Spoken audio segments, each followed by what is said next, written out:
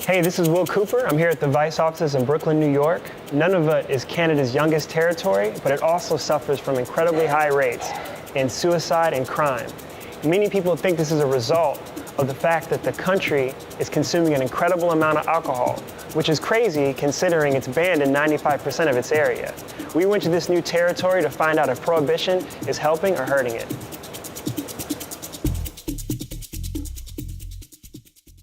Ever since I can remember, this community has been dry.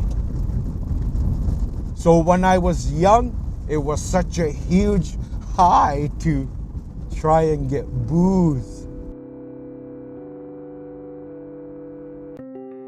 Nunavut is the largest and northernmost territory in Canada. Officially founded in 1999, it's also the youngest. For the Inuit of Canada's Arctic, the 20th century arrived in a hurry. Before the Second World War, most were still hunters and fishermen.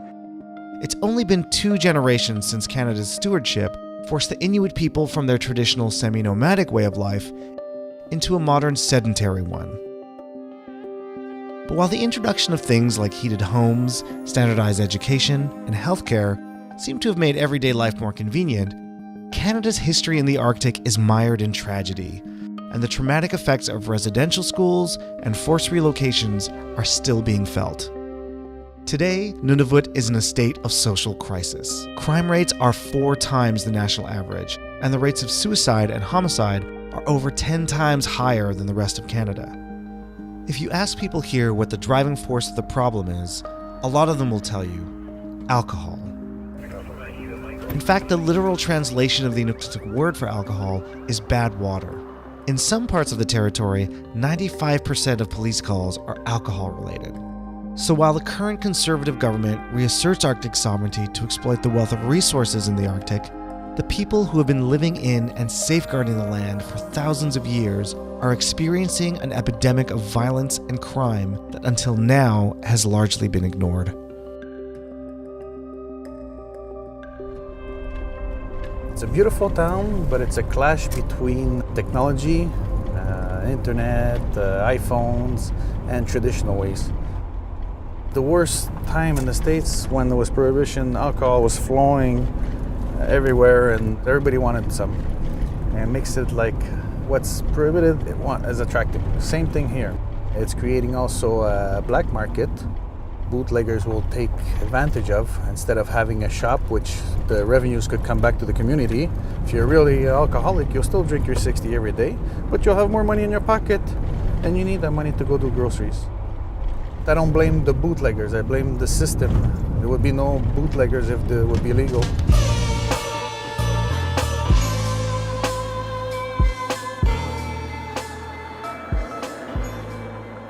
One thing a lot of people don't realize is Nunavut is 20% of Canada. It's over 2 million square kilometers landmass. We've got 25 communities. And what are you hearing mostly from your constituents? Housing is a big concern. There's no easy way to fix that other than monetary and land access. It's been estimated recently the average child in Nunavut has missed 3 years of schooling. How do you expect to achieve success if you've missed a quarter of your education? Bootlegging is rampant, and I think that to me is one of the most negative impacts on this territory. There's a lot of people here that just haven't been educated on how to drink responsibly.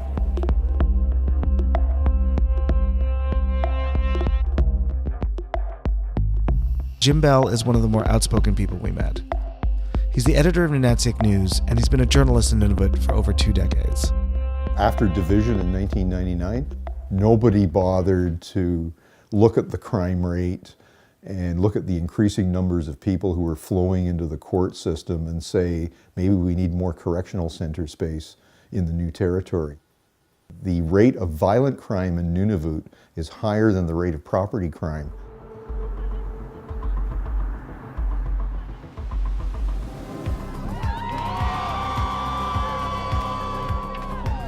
I used to work for youth, and that's why I got into the youth council committee. I became the chairperson. I'm a Canadian citizen who's also a Nunavut. I followed my friend to a place where I've never been before, and then out of nowhere, I just got shot.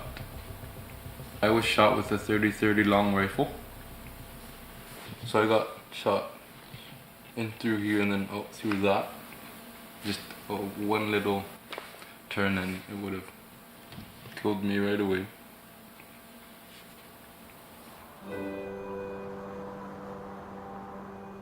The capacity for violence is there whether the person is drunk or not. The alcohol unlocks it. We've heard of people just downing Mickeys of vodka straight away because they don't want to share it because it's so expensive. I think when you see someone downing a Mickey of vodka, it's because they want to get high, and they want to get high fast. Even though alcohol hasn't been sold in stores since the 1970s, buying booze in Nunavut isn't impossible, but it's extremely annoying. Right now, if you live in a community like Iqaluit, where alcohol is non-restricted, you still need to fax or mail your order to the Liquor Commission.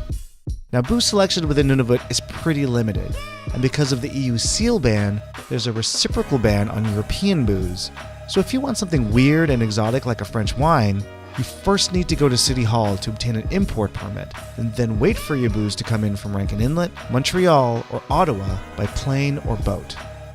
If you live in a restricted community like Baker Lake or Resolute Bay, you still have to go through that whole process of importing your booze.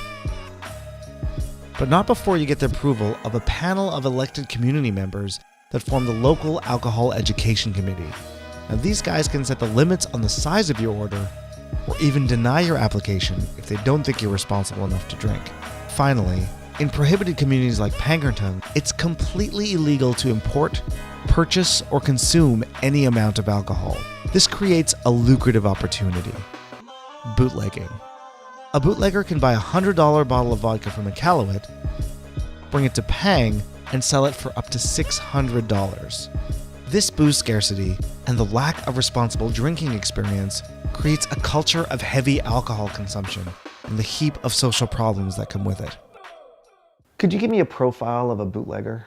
Probably a guy, but some are women with usually low income, usually in a non-unionized government job, in some cases unemployed, who are trying to get a few extra dollars to supplement their income. Under the condition of anonymity, we were able to meet up with a bootlegger who fit Jim's description perfectly. So tell me, how did you get into bootlegging? Just so I can support my own habits of drinking. Do you have any booze on you right now that you're looking to sell? Yes, I do. Can we see it? Oh, wow. So how much would this go for legally? Between $65 and $70. And in Pang, how much would this cost? Between $550 and $600. Do you think Prohibition is working and cutting down bootlegging? One way that would help too to cut down on bootlegging is they finally opened up the beer store. A lot of people would drink more beer than the hard alcohol. Why do you think they binge drink on the hard liquor? Everybody loves to binge drinks with hard stuff. Once they get it, they will drink it until there's no tomorrow.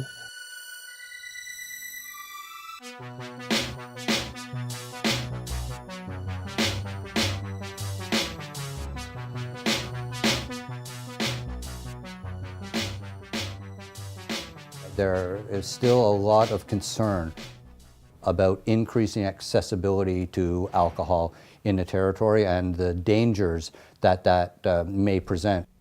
Part of our concern with access to beverage alcohol is the safe storage of it and our warehouses. It has had, over the past few years, some break-ins.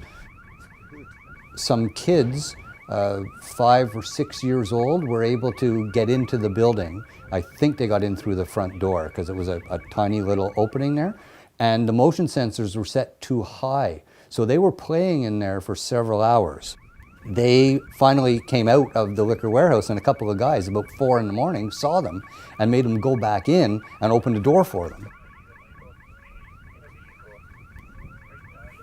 Access to beverage alcohol, bootlegging, binge drinking, big problems in this territory. We're committed to doing the best that we can, and Only time will tell how we do or how well we do. In Iqaluit, if you wanted a beer, you can go to the bar or order one from the Liquor Commission. But we wanted to see what it was like in a place where alcohol was completely illegal, so we flew to Pangnirtung. When we arrived, we went for a ride with Tommy Akalukjuk to see just how dry Pang really is. Ever since I can remember, this community has been dry. So when I was young, it was such a huge high to try and get booze. It was the thing. We see drunks that are just embarrassing. You hear of someone abusing their wives or abusing their girlfriends or doing something is not accepted by society. I actually used to live here, this house, and like 1 a.m, we started hearing all these people. There was 4 of them, all of them work, but soon as they were drunk and drinking, like you could hear them outside arguing and yelling, and then like we just kept looking out the window, and next thing you see is this guy just hitting his girlfriend. It was the craziest thing. That's a really bad example of what alcohol does. That's just what you see in this community, right? Just this alone, like $500 depending on the cellar. There's a lot of shit that you see in this community, like suicide after suicide, and like a drink would be really good on certain days.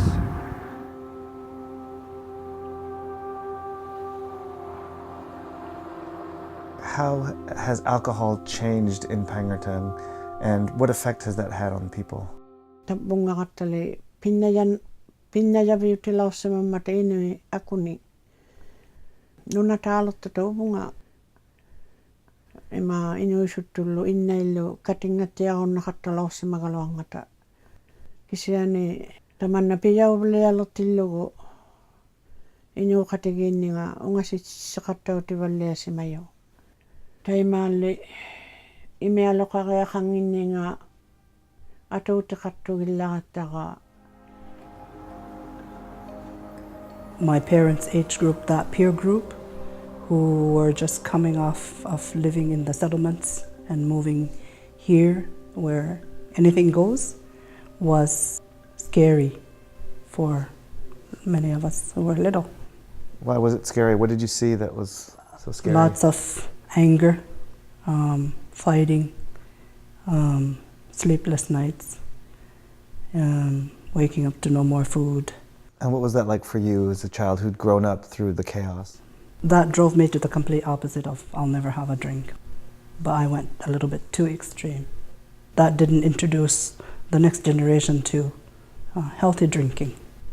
What could be done for people of your generation who've gone through that intergenerational trauma and they're just passing it on to their kids? What I went through was like finding my identity through processing sealskins. All of it, education, spirituality, and culture, all combined together. And I'm also finding the schools are really emphasizing on cultural inclusion to pull all the pieces together. Oh, okay, so. Not quite like the ghost movie. Cool, I think I'm done. Okay, I'll take those. Good. I got my jeans covered in seal blubber.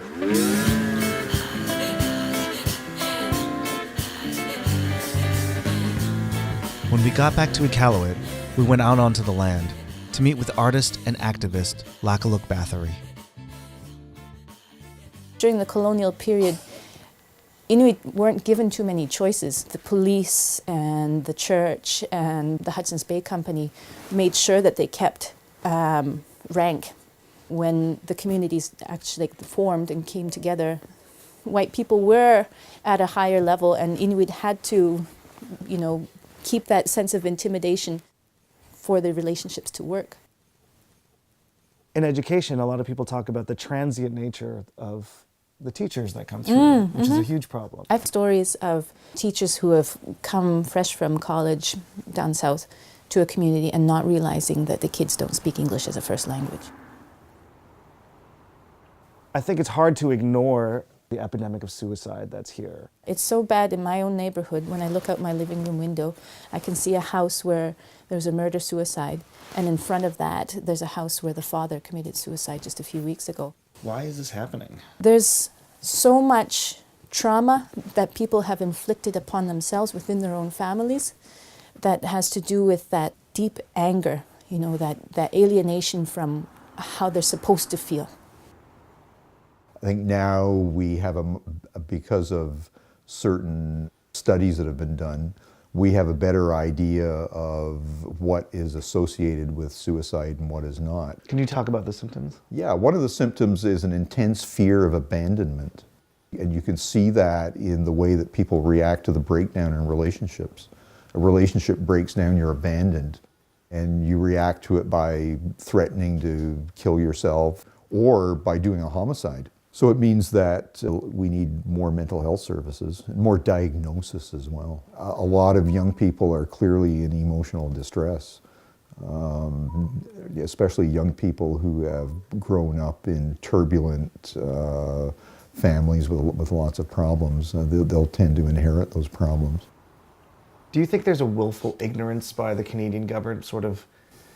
Well, there was for a long time.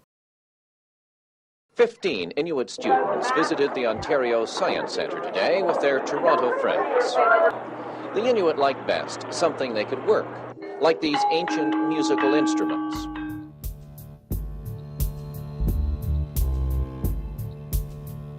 Alethea Arnacook is a filmmaker whose work explores the relationship between traditional and modern Inuit culture. Families all over the north have either attended residential school or had a family member or a friend that attended, so it's still very much felt, and people are still struggling to even talk about it. There are many people who were taken away from their homes and their parents and put into residential schools from the age of 4 and 5 years old, and so of course they didn't learn to deal with anger in the same way that their parents would have taught them, and are quick to anger because that's what they learned in residential school, where they were beaten for just stepping out of line or speaking their own language. The cost of building homes is so extraordinary that we just can't build enough homes fast enough without outside help. When you don't have enough homes for people, you end up with a rapist, for example, living with the woman that he assaulted because there's no other choice. Breaking the cycle of passing it on is really important, and there are lots of ways that needs to be done, including more access to mental health services, addictions treatment, but also solving the housing crisis and giving people something productive to do.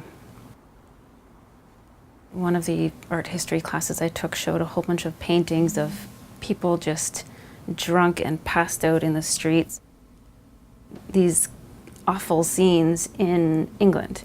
So I read into it a little bit, and I realized that all cultures, once they're exposed to these kinds of things, there's a period of time where people don't know how to handle it, and it takes experience with this new drug to learn how to live with it and not let it take over your life. Since we only moved into town and had access to alcohol and drugs 50 years ago, then it's still fresh. We're still learning how to deal with it, and I have no worry that it's eventually going to get better. A lot of the young men who are struggling so much have incredible skills out on the land. Right. And on the water and stuff. So if they were able to bring their leadership skills together with the experience of being a student in the school, how much more pride would they have?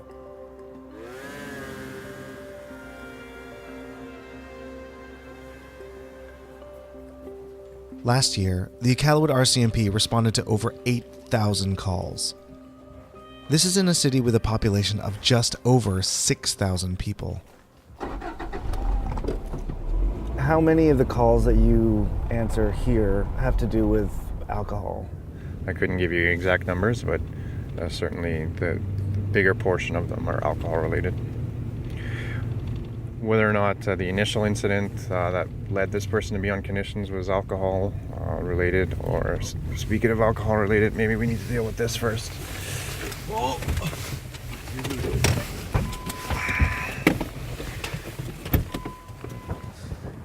So basically what just happened was that they got a call for someone banging on someone else's door, and as we were driving, out of the middle of the road comes this gentleman who, clearly intoxicated, falls head over heels over the side, and these two officers are helping him out, seeing how he's doing. Doesn't look so good. Yeah, we're gonna give you a place to sleep tonight. We're gonna give you a place to sleep tonight. Just a couple hours, and when you wake up, we'll let you go, okay? So Jonas, you understand that you're under arrest, okay, right now? For being drunk in public. Thanks.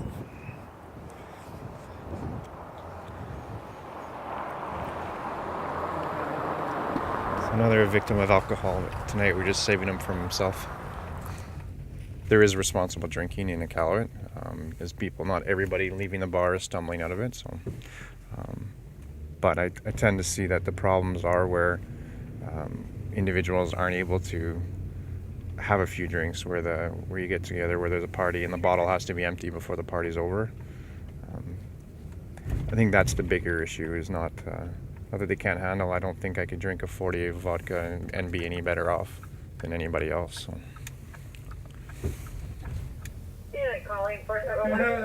You're under arrest right now because you're on conditions not to be drinking. All right, you're gonna have the right to call a lawyer. You're gonna have the right to get free legal advice. I got nothing to say. Good. You don't have to say anything, but anything you do say could be used as evidence, right? Alcohol is gonna get there somehow. People bring it in, and if it gets to the prohibited communities, the same as it gets to the communities that are open. So. And when they can't get regular liquor, they'll just make it. So you're not going to stop it, and until we can fix the root problems, it's always going to be there.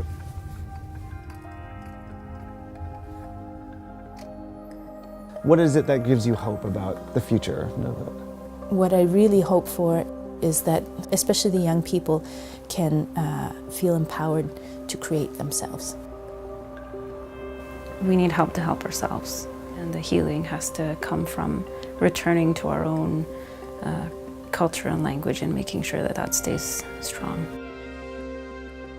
There's something very powerful about going back to roots and finding where it went wrong and then going from there.